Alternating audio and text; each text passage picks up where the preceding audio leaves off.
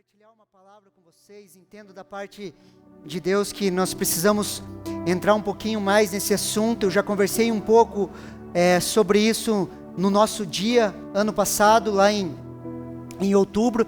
Eu entendo da parte de Deus que nós precisamos entender e se aprofundar em um pouquinho mais em relação a famílias. Deus ama famílias. Posso ouvir um amém? Queridos, Deus, Ele ama famílias, queridos. O projeto de Deus, queridos, é abençoar todas as famílias da terra. Lembra o chamado de Abraão? Em ti serão benditas todas as famílias da terra.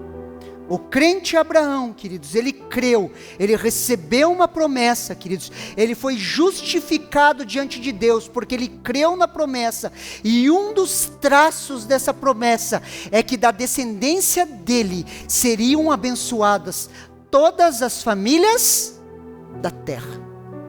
O desejo do coração de Deus, queridos, é abençoar todas as famílias da terra, e o núcleo dessa família, o núcleo das famílias, se chama casamento.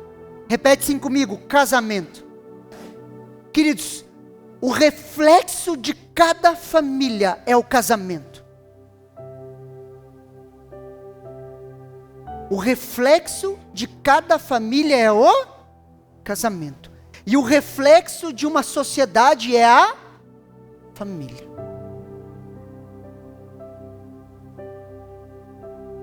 Toda desconstrução de uma sociedade, ela se inicia com a desconstrução dos valores e princípios do casamento.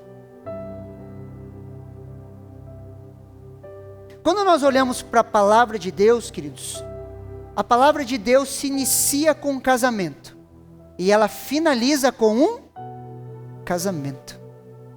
Olha o que Gênesis capítulo 2, do versículo 21 ao 24 nos fala. Preste muita atenção aqui. Então o Senhor Deus fez cair um pesado sono sobre o homem, e este adormeceu. Tirou-lhe uma das costelas e fechou o lugar com carne. E da costela que havia tirado do homem, o Senhor Deus formou uma mulher e a levou até ele. E o homem disse: esta, afinal, é osso dos meus ossos e carne da minha carne. Será chamada varoa, porque do varão foi tirado. Por isso, o homem deixará pai e mãe e se une à sua mulher, tornando-se os dois uma só carne. Tornando-se os dois uma só carne. E deixará o homem, o pai, a sua mãe. Queridos, a palavra deixar aqui é abandonar. Depois que o homem e a mulher casam, pai e mãe se tornam parente, queridos. Aleluia! Parente, se possível, nos primeiros anos bem distante. A ponto de você não conseguir ver quando ele acender a lareira, a fumacinha da lareira. Vai para longe, vaza.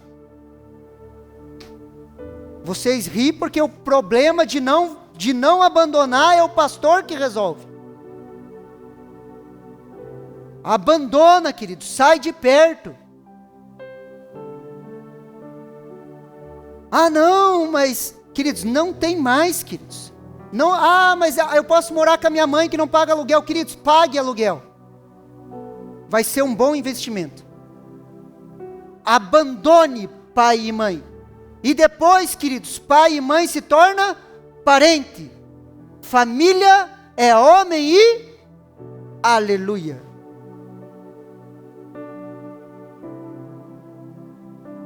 E ela termina com um casamento. Apocalipse capítulo 19, versículo do 6 a 8. Então ouvi o que parecia ser voz de uma grande multidão, uma voz como de muitas águas, e como de forte trovão, dizendo: aleluia, pois reina o Senhor nosso Deus, o Todo-Poderoso. alegremo-nos, exaltemo-nos e demos-lhes a glória, porque chegou a hora das bodas do Cordeiro, e a noiva dele já se preparou. Falam aleluia. A ela foi permitido vestir-se de linho finíssimo e resplandecente e puro, porque o linho finíssimo são os atos de justiça dos santos. Um dia nós vamos nos casar, queridos, nós vamos encontrar o nosso noivo. Se inicia com um casamento e se finaliza com um casamento. Deus criou o casamento, queridos, de forma intencional, e é desejo de Deus que o homem se una à sua mulher, uma única mulher. E os dois se tornarão uma só carne. E Deus abençoa a esse casal. Deixa eu dizer uma coisa para você. O teu relacionamento com os teus filhos não é tão forte quanto o relacionamento seu com a sua esposa ou com o seu marido. Porque vocês se tornaram uma só carne. Ah, meus filhos primeiro. Nunca foi e nunca vai ser. Aleluia, eu tenho 3 e eu amo os 3.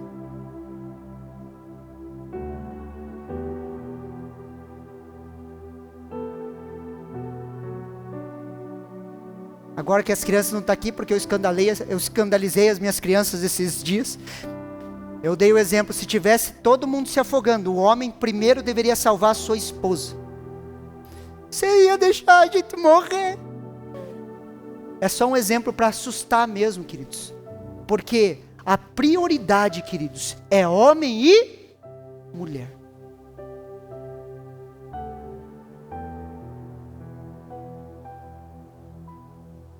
Fala um amém aí, irmão, para mim achar que você está acreditando no que eu estou falando. Queridos, é mentira que o casamento é uma instituição falida. É mentira, queridos. O casamento é projeto de Deus. Posso ouvir um amém? O casamento é projeto de Deus, queridos. E define, presta atenção, o casamento define a saúde de uma sociedade. Se a família é a base da sociedade e o núcleo de uma família é o casamento vai definir o grau de saúde social. A maneira que você, homem, se relaciona com a sua mulher define a sociedade lá fora. Avivamento, queridos, é transformação social através do mover do Espírito Santo que começa nas famílias, tocando primeiro os homens. Falam amém aí, homem. Porque só tem jeito de avivar uma família, avivando o homem. Então vista as calças e seja homem.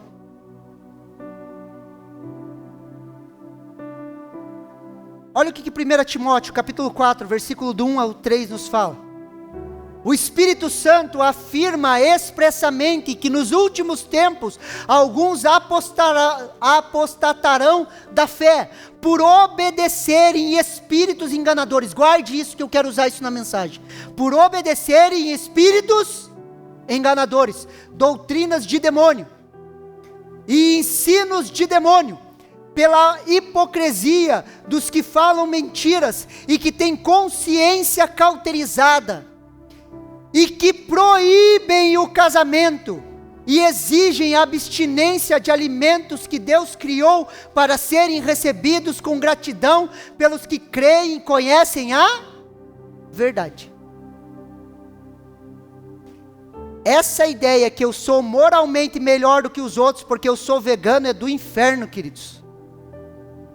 Aleluia, é espírito de apostasia. Se você não come carne por uma opção pessoal, ok, tudo certo, mas não se ache moralmente melhor do que os outros, porque isso tem sido bombardeado, queridos, no nosso meio, através até de política. E isso é o espírito da apostasia, que vai atacar diretamente o casamento, queridos, tocando até no nosso churrasco. Coisa do cão.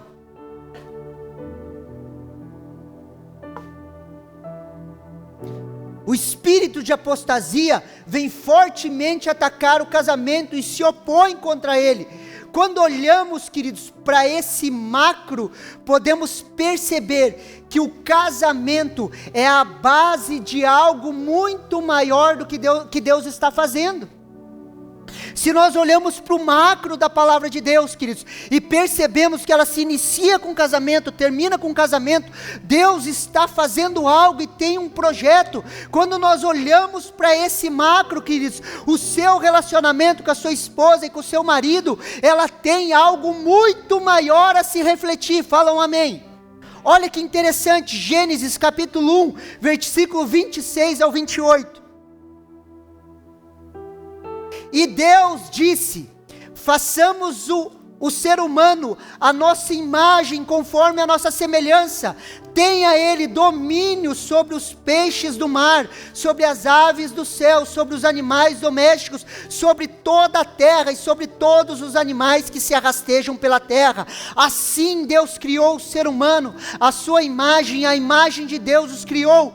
Homem e mulher os criou, e Deus os abençoou e lhes disse: sejam fecundos, multipliquem, encham a terra, sujeitem-na, tenham domínio sobre os peixes do mar, sobre as aves dos céus e sobre todo animal que se arrasteja pela terra. Preste atenção aqui, Deus, ele abençoou o primeiro casal. E abençoou para quê? Para que eles sejam fecundos, algumas traduções, sejam frutíferos, multipliquem-se, encham a terra, sujeitem, tenham domínio sobre os peixes do mar, sobre as aves dos céus e sobre todo animal que se rasteja pela terra. Deus abençoou o primeiro casal, queridos, para quê? Para que eles implantassem o reino de Deus sobre a face da terra. Presta atenção aqui, Deus cria a terra, o Éden e o jardim do Éden. Nós montamos um tabernáculo aqui, queridos, átrio santo e santo dos santos. Desse centro que se chamava jardim do Éden, Deus forma o homem e a mulher, abençoa eles e fala o quê? Sejam frutíferos, vocês dois, se multipliquem e encham a terra. Eles iam encher a terra com o quê, queridos? Com a cultura do céu. Por quê? Porque eles receberiam direto de Deus, na comunhão com Deus, queridos, e eles encheriam a terra, eles construiriam cidades, queridos, eles construiriam nações, eles implantariam o reino de Deus. Imagine, queridos, que se com o pecado nós temos o que temos hoje vivendo, nós avançamos o que avançamos, imagine sem pecado. O que seria essa terra? Queridos, a gente estaria voando aí, queridos.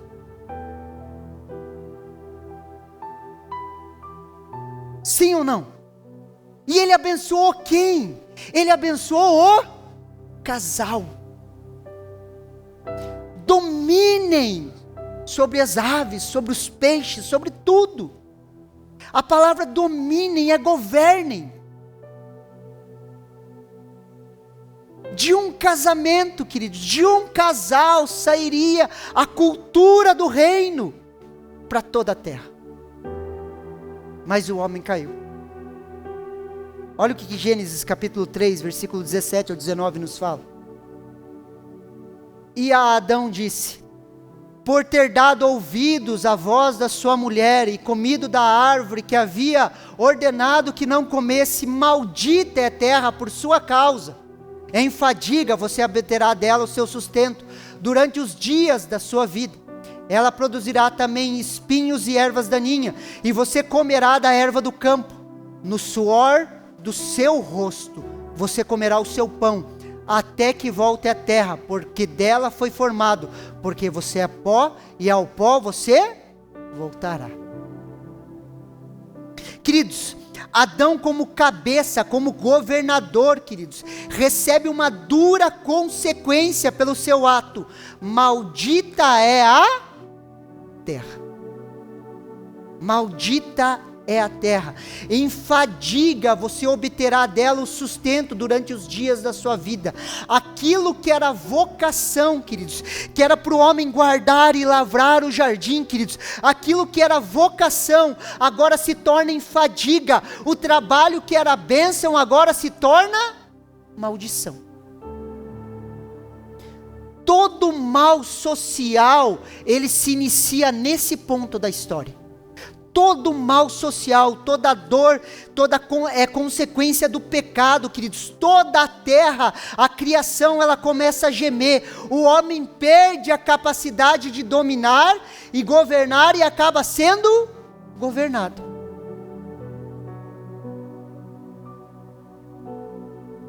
O tabaco é o que, queridos? Uma planta, sim ou não? Não era para o homem dominar sobre a planta? Agora a planta começa a dominar sobre o homem. A cocaína é o que? É uma planta.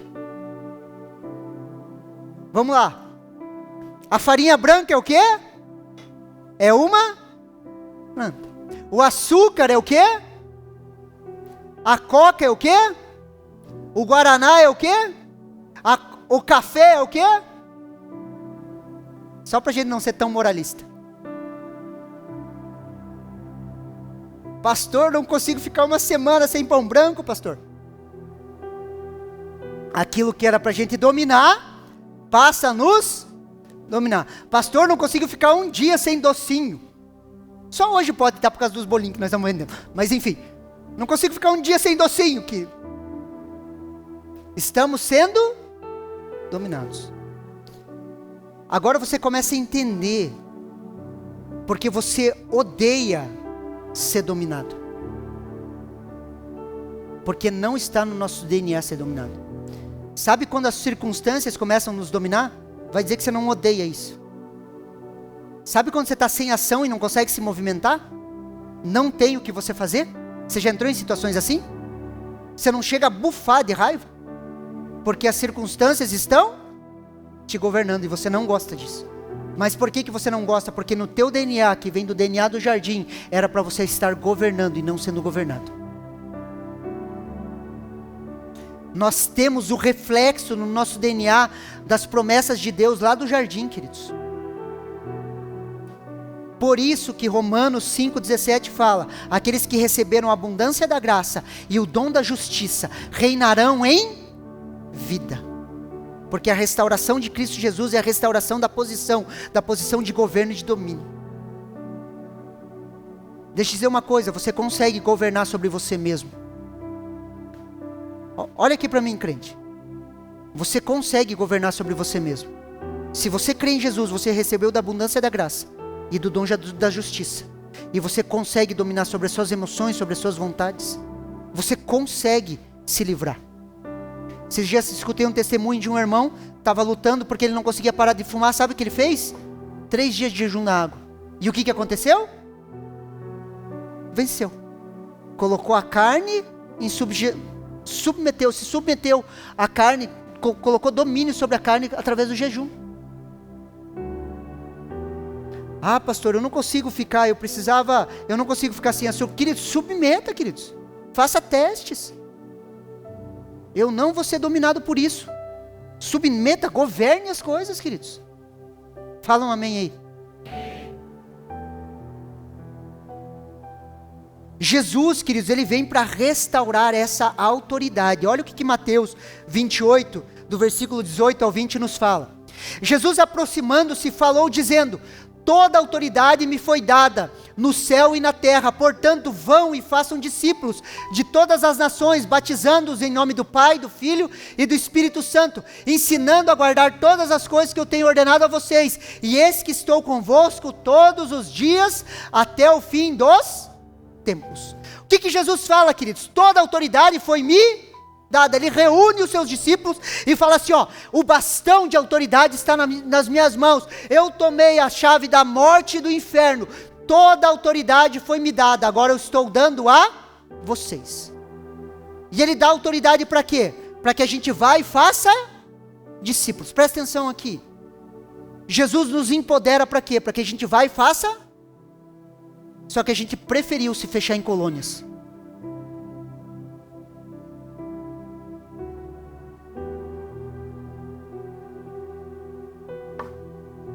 Nós preferimos nos fechar em colônias. Nós preferimos nos fechar nos guetos evangélicos. Nós preferimos estar fechados em 4 paredes. Sendo que era para a gente sair, queridos, e fazer discípulos. Era para a gente discipular as nações. Ah, pastor, a educação no Brasil está ruim. Onde estão os nossos professores que vão discipular essa nação? Ah, a política está ruim, pastor. Queridos, aonde estão? Será que do nosso meio aqui a gente não consegue levantar um homem crente de Deus para ser um vereador justo e honesto lá naquele lugar?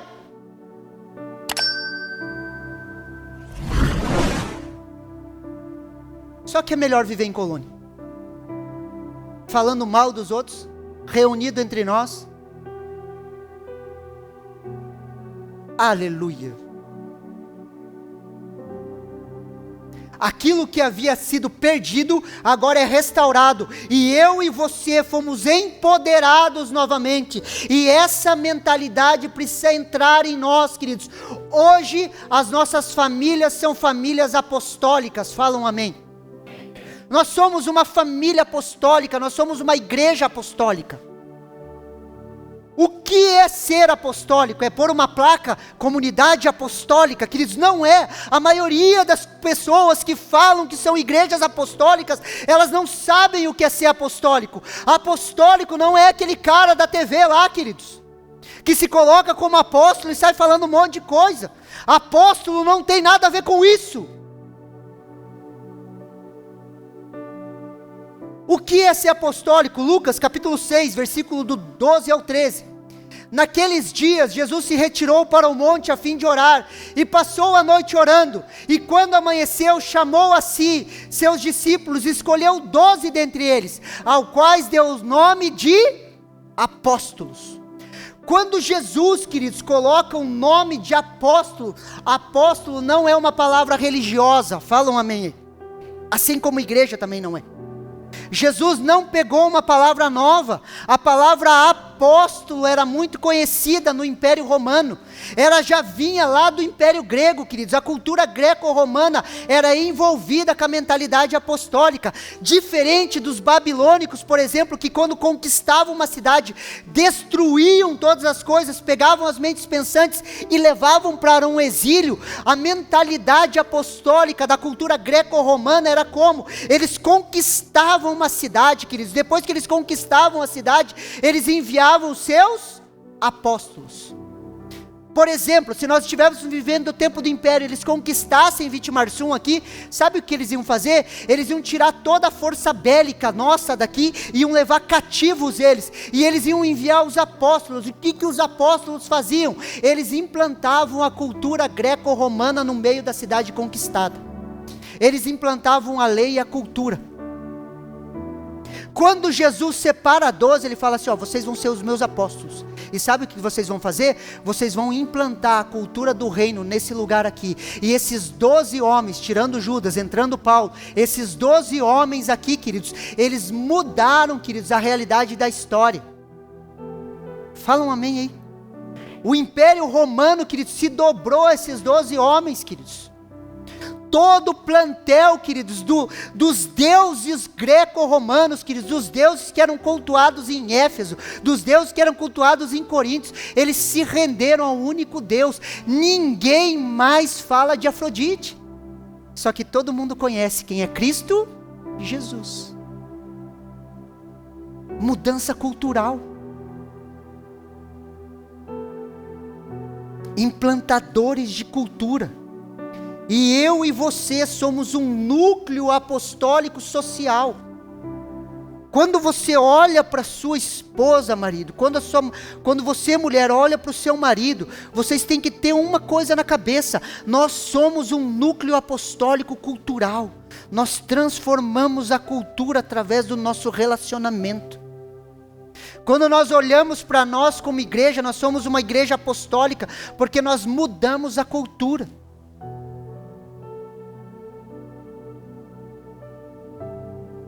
Sim ou não? Olha o que Efésios capítulo 5, versículo 22 ao 33 nos fala.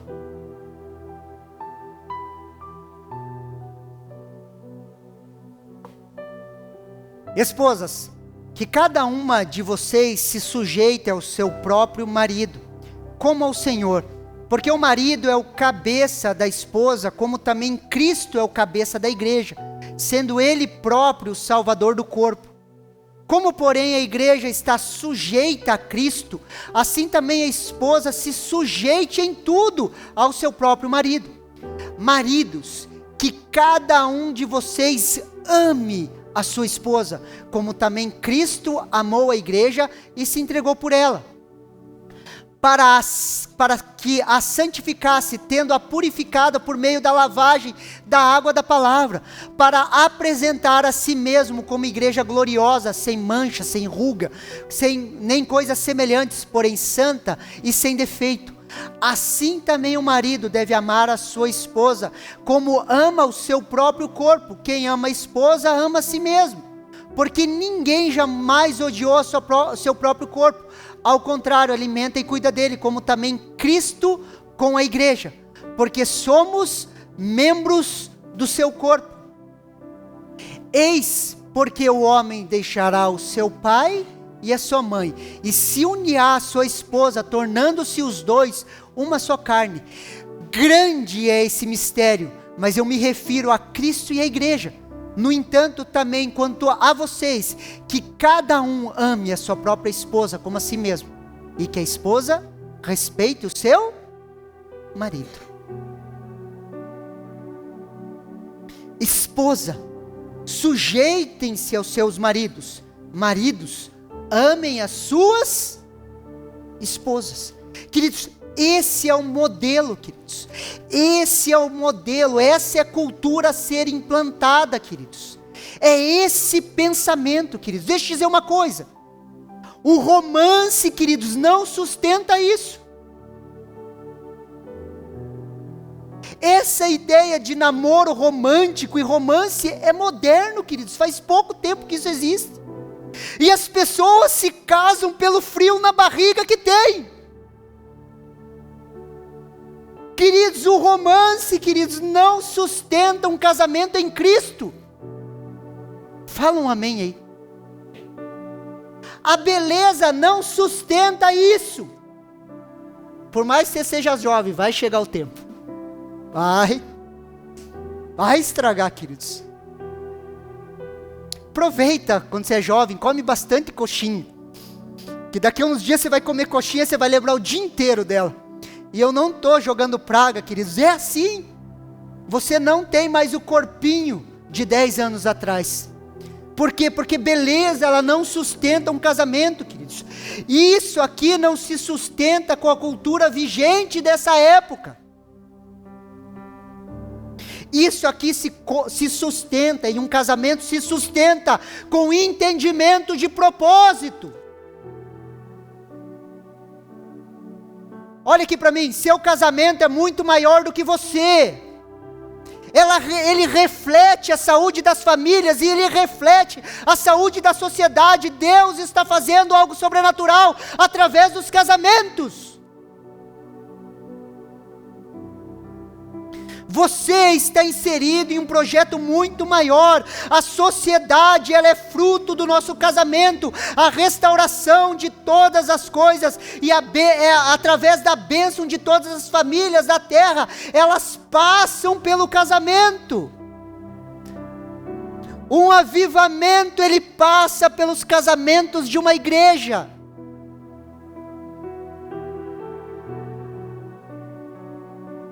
Nós não estamos aqui à toa.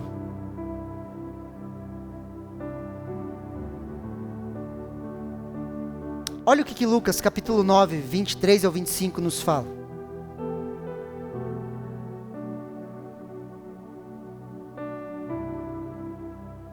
Preste muita atenção aqui, queridos. Você é de Jesus, sim ou não? Você tem coragem de dizer que você é de Jesus? Tem mesmo? Você crê que Jesus é teu Senhor? Você tem certeza disso? Tem mesmo? Então tá. Jesus dizia a todos: se alguém quiser vir após mim, negue-se a si mesmo. Dia a dia, não é uma vez só. Dia a dia. Tome a sua cruz e siga-me. Pois quem quiser salvar a sua vida, a perderá. E quem perder a sua vida por minha causa, esse a salvará. De que adianta uma pessoa ganhar o mundo inteiro, se vier perder-se ou causar dano a si mesmo? A entrega, queridos, é negar-se a si mesmo. E esse negar-se a si mesmo é relacional. No nosso relacionamento com Deus e no nosso relacionamento com as pessoas.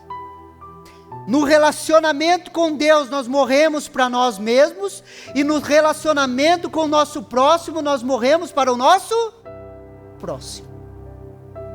Aleluia, isso é ser discípulo de Jesus. E quem é o próximo mais próximo de nós? Olha para o teu marido, olha para a tua esposa se estiver aí. Quem que é o mais próximo de você?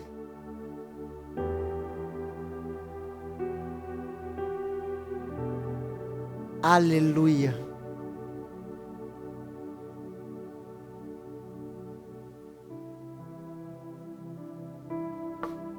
Pastor, eu recebi de Deus que é para me separar. Queridos, doutrina de demônio. Ah, pastor, mas na igreja de vocês, se tiver alguém sendo agredido, apanhado, queridos, não pule para exceções. Queridos, divórcio não existe no nosso meio. Aleluia. Ah, mas isso, mas aquilo. Negue-se a si. Pastor, mas eu estou passando por isso. Quem disse o sim? Fui eu. Você tem a responsabilidade do sim que você disse.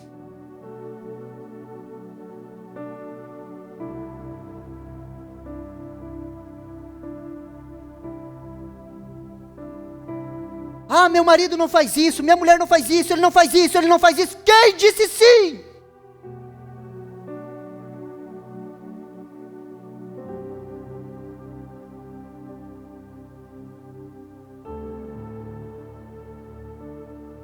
A gente vive um evangelho de brincadeira. A gente acha que é tudo do nosso jeito. A gente não entendeu que Jesus é real.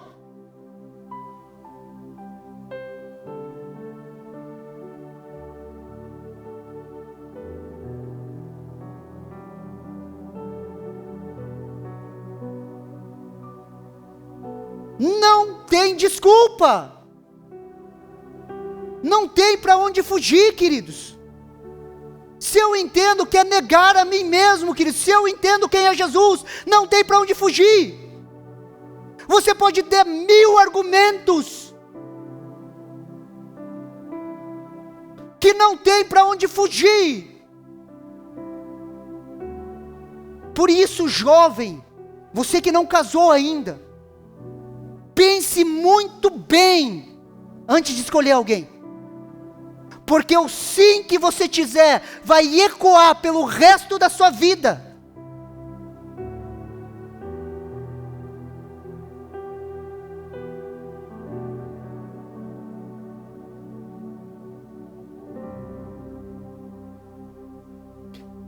Tudo começa dentro de casa. Olha o que Timóteo capítulo 3, versículo do 1 ao 5 nos fala. Fiel é a palavra, se alguém deseja o episcopado, o trabalho, o serviço para Deus, excelente obra almeja. É necessário, pois, que o bispo seja irrepreensível, esposo de uma só mulher, moderado, sensato, modesto, hospitaleiro, apto para ensinar, não dado a vinho, não violento, porém cordial, inimigo dos conflitos, não avarento, e que governe bem a própria casa, criando os filhos sob disciplina com todo respeito. Pois se alguém não governa a sua própria casa, como cuidará da igreja de Deus? parece que apagam esse versículo da Bíblia, queridos.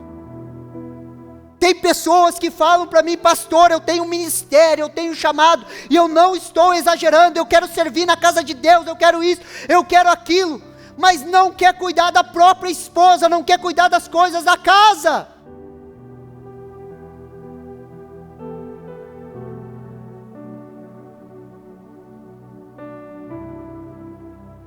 Desse núcleo que se chama casa, do casamento em Gênesis, da implantação da cultura do reino, do seja feito a sua vontade aqui na terra, isso começa nas nossas casas, isso começa no casamento, no relacionamento entre homem e mulher. Quando esse núcleo, homem e mulher, está maduro, queridos, nos tornamos plataformas apostólicas de envio. Olha o que Salmo 127, versículo 3, do 3 ao 5 nos fala. Herança do Senhor são os filhos, o fruto do ventre, seu galardão. Como flechas na mão do guerreiro, assim são os filhos da sua mocidade. Feliz o homem que dele enche a sua aljava, não será envergonhado contra enfrentar os seus inimigos no tribunal. Deixa eu dizer uma coisa, você que é pai, e você que é mãe. Quando o núcleo, homem e mulher, está maduro, nós nos tornamos uma plataforma de envio apostólico. Nós vamos chegar a um ponto que nós não vamos adiante, sim ou não? Nós somos limitados e um dia nós vamos esticar a canela, queridos. Você pode ter certeza, você vai conquistar até um tanto e vai parar ali. O plano original, queridos, que da onde você parar, queridos, você pegue seus filhos, queridos, como flecha e lance eles. E eles vão muito mais longe. Você pode ter certeza que as manifestações de Deus que nós temos, os nossos filhos vão ter muito maiores, amém? Nós vamos lançar eles longe. Só que se a gente não lançar, presta atenção aqui, se nós não amadurecermos o relacionamento aqui, que é a plataforma de envio, os nossos filhos vão ter que ser resgatadores de chamado.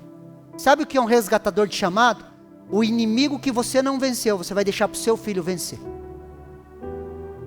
E ele vai ter que resgatar, queridos, vai ter que vir lá de baixo. Meu pai tinha um chamado, queridos, pastoral. Ele tinha palavras, meu pai tinha um chamado pastoral. E era para o meu pai ser pastor, Deus chamou ele. Só que meu pai não atendeu o chamado. Não foi. Hoje eu e meu irmão somos pastores, queridos, mas nós começamos do absoluto zero. Nós tivemos que resgatar o chamado pastoral na nossa família. E nós tivemos que começar do zero, ralando, queridos. Nós não fomos enviados de uma plataforma saudável familiar. Nós nos levantamos e tivemos que resgatar o chamado. Aquilo que você não venceu, os teus filhos vão ter que vencer. Então, pegue a espada e vença, queridos. Vença o máximo de inimigos que você conseguir. Para você poder tirar os seus filhos e lançar eles longe. Consegue me entender? Não criamos os nossos filhos para serem bem-sucedidos ou terem fama. Criamos os nossos filhos para um propósito de envio, lançar eles como flecha. Queridos, em um ambiente onde o ministério apostólico não é entendido, não é compreendido, sabe o que a gente faz? A gente cria os nossos filhos para ser bom engenheiro, bom médico, para ter uma boa empresa.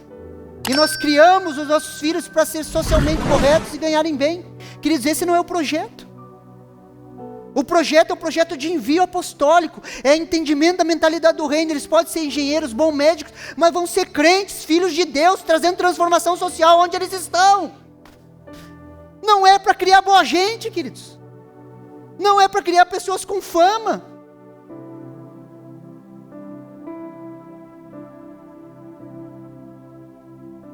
Precisamos entender essa mentalidade apostólica, queridos. Estamos aqui para implantar a cultura do céu. Posso ouvir um amém? Olha o que Mateus capítulo 6, versículos 9 ao 10 nos fala. Portanto, orem assim: Pai nosso, que está no céu, santificado seja o teu nome. Venha o teu reino e seja feita a tua vontade, assim na terra como é no céu. Por mais estranho que possa parecer, essa vontade, ela emana de um núcleo, e esse núcleo se chama casamento. O reino dos céus, ele toca a cada indivíduo, mas assim como a bênção lá de Gênesis era para o casal, essa manifestação do reino se potencializa quando um homem e uma mulher entendem o projeto de Deus. Essa vontade se manifesta no casal, toca a família, toca a igreja e por fim toca a sociedade. Somos desafiados a ser família apostólica, queridos. Quando nós falamos, seja feita a tua vontade, aqui na terra como no céu, por quê? Porque existe uma vontade perfeita no céu, sim ou não? E ela se manifesta na terra através de quem? Através da igreja. E a igreja se manifesta como? Através das famílias. E as famílias são saudáveis como? Através do casal. Você pode vasculhar, vai cair homem e mulher. Por isso grande é esse mistério, que é tão comparado com Cristo e a igreja. E tem pessoas que pegam esse projeto e falam assim, ó, isso aqui é descartável, quando der eu troco. Queridos, pelo amor de Deus, não entendemos nada.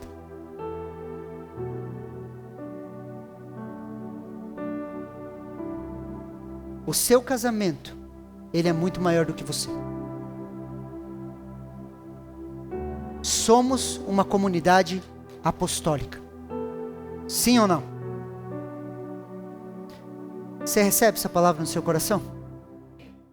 Quero te convidar a você a se colocar em pé.